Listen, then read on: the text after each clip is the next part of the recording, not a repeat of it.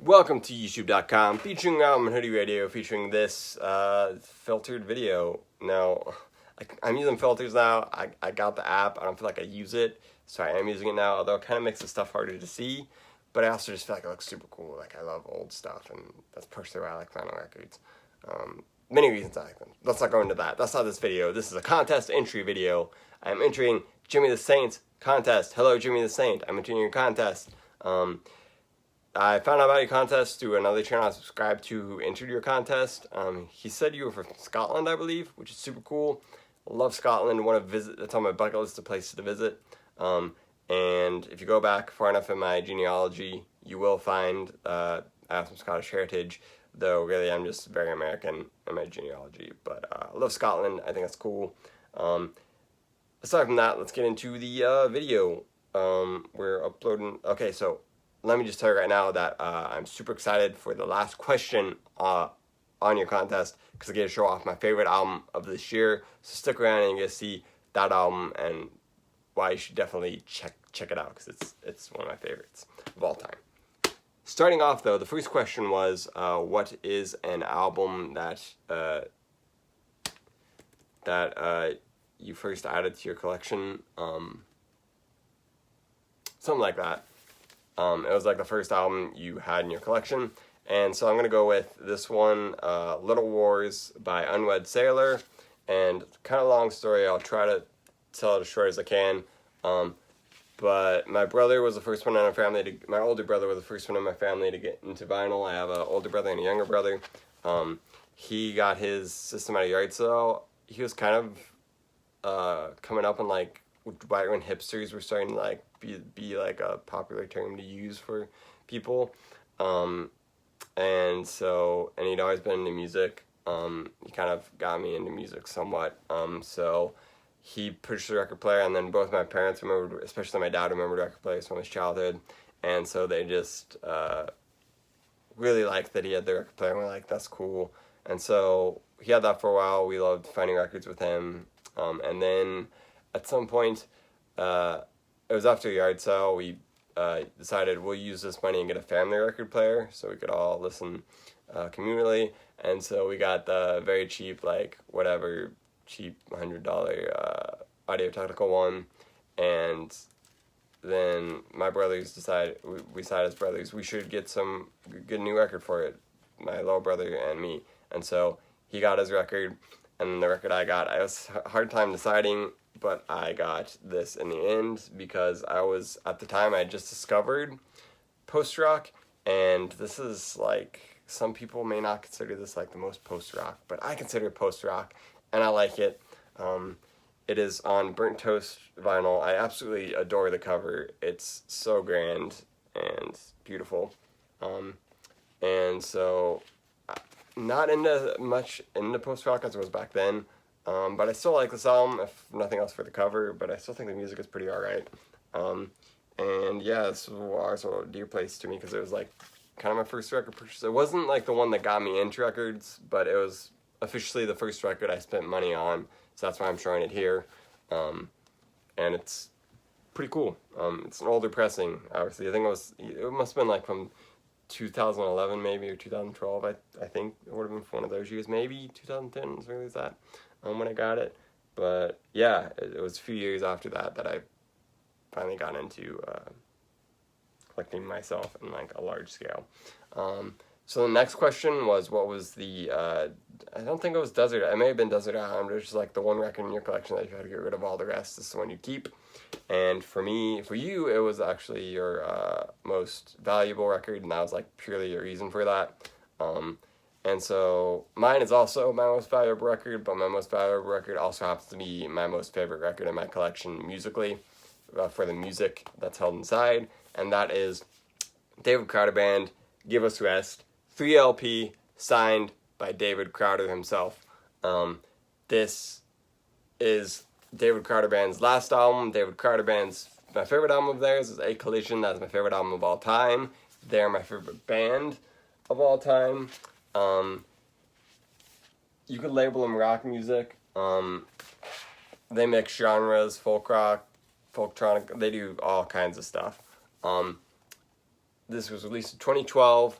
They only released 3 albums ever on vinyl. One of them was actually one that was specific to vinyl, and then you get it on digital download, which is like an acoustic EP, which was on 10-inch, which I didn't know existed until I purchased these. The other one is Church Music, which I own, and this is, of course, Give Us Rest, the LP, which I own.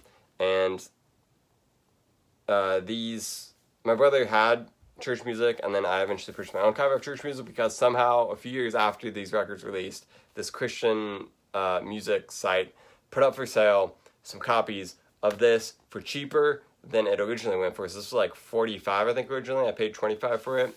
Brand new stock. They just had this old stock somehow. Then David Crowder Band, Church Music, they had that, and then the 10-inch. And so I was able to get all 3 of those in one fell swoop. And what a grand day it was when they came in, because like I never thought I would be able to own any of these records on vinyl, and now I do, and I am so glad that I was able to get them during a time when I was actually into vinyl.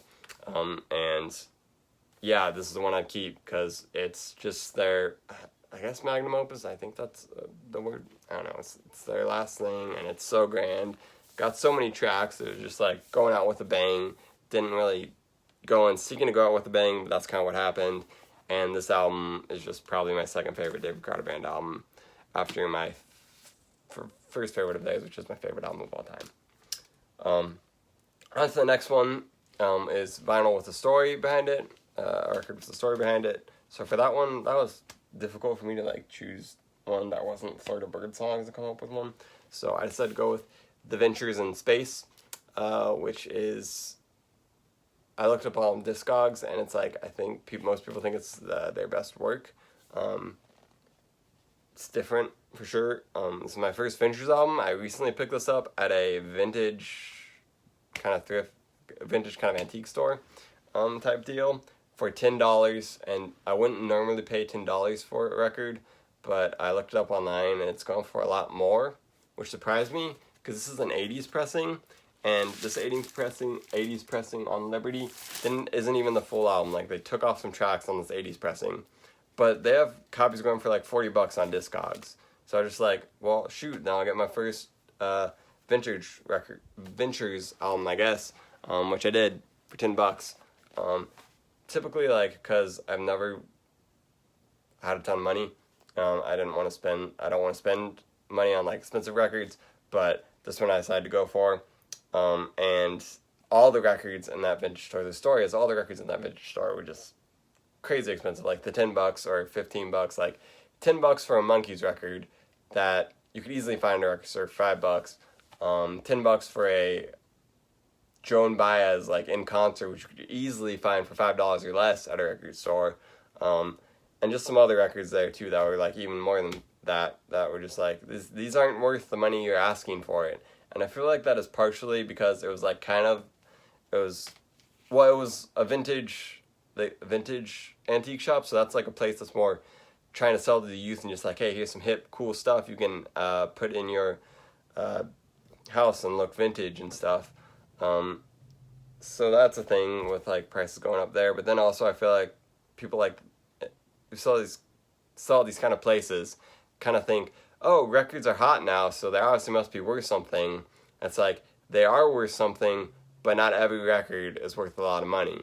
So that's just confusing and sad. I don't know how records pricing works, and I'd like to know, because I may one day want to try to get into the selling game, but as for now, it just confuses me as to how records are worth what they're worth, and it all seems very arbitrary and objective. Or not objective. I don't know. Anyways, on to the last question, and I finally get to show off to you guys my favorite album of 2019, which I meant to upload an unboxing of it, but I'm lazy and YouTube isn't my main thing right now. I've got school going on, so like, I get to show it to you now. This video will be uploaded for certain, and that album is Madison Cunningham, Who Are You Now? This is my most recent album purchase, which was the prompt for the last one. And this is, again, Madison Cunningham, Who Are You Now? It is my album of 2019. 2019 isn't even over, but I know no album's going to be better than this, and I know that this album is just like, in the future, it's going to be one I keep going back to and loving, because the lyrics just spoke to me so deeply, and just hit me hard, and then songs on here are just like, this whole album is just full of amazing, beautiful music. My favorite songs on here would have to be Song in My Head and LA Looking Alive. That kind of tied for my favorite song on the album, and then the rest of the album is just like good. Like, there's not a bad song on here. Lyrically, she's one of the top artists out there. Like, there are a few artists I hear who have lyrics as beautiful and deep as hers, and kind of old-fashioned. Actually, before this, I purchased a 7-inch of 7-inch she released through, or Verve. Actually, she's on Verve Forecast, so they released it.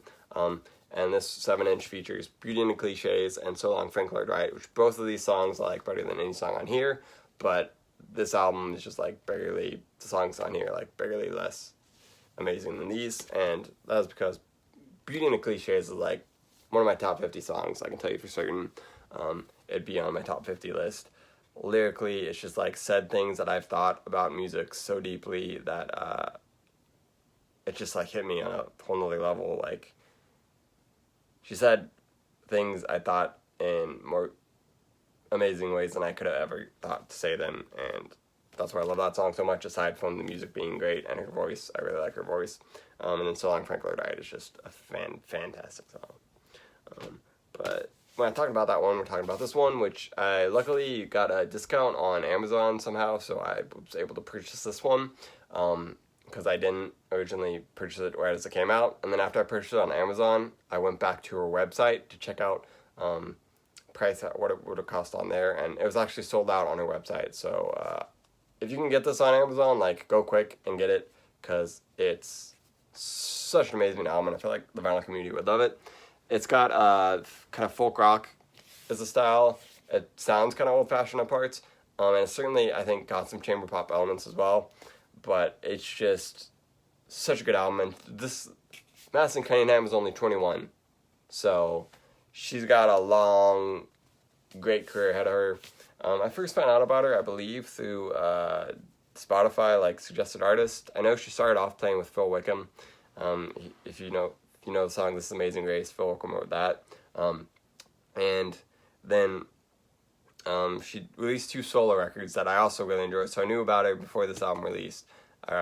So I've known about Beauty and Cliché since that song released. And then recently she's been touring, and she actually released some music with Andrew Bird. She was actually some background vocals on his most recent album, which was also a great album. But so people are learning about her through that and through other avenues, and so enough to that this record was sold out at her site, I believe. But if you can't get the record, like, just check this one out on Spotify or wherever you listen to your musics, or get the digital download, or a CD even if you want. But it's such a good album, and this, I'll keep going back to it for ages on ages, because it's a really moving album. So there's that.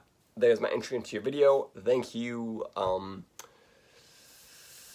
Jimmy the Saint, for having the contest, holding the contest. Like your content. I think it's super cool that you're learning to play the saxophone. My best friend plays the saxophone, and he's pretty good at it. So I think it's cool. Obviously, with your gray hairs, you're older than me, and I think it's cool at your age that you would take on learning the saxophone for reals, because that's just awesome, and learning a new instrument is never easy. But saxophone's a dope instrument. Love jazz music. I play trombone, but me and my best friend played in jazz band together, and that was a great time. And so keep learning that sax, and good luck with that. That's it for this video. Subscribe if you want random contents from a guy who claims to not be from the Robin Hood community, but kind of just is at this point.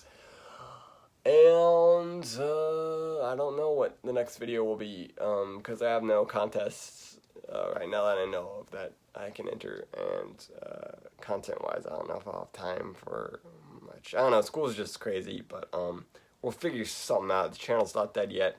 We'll see you when we see you. Robin Hoodie out. You have a great rest of your day.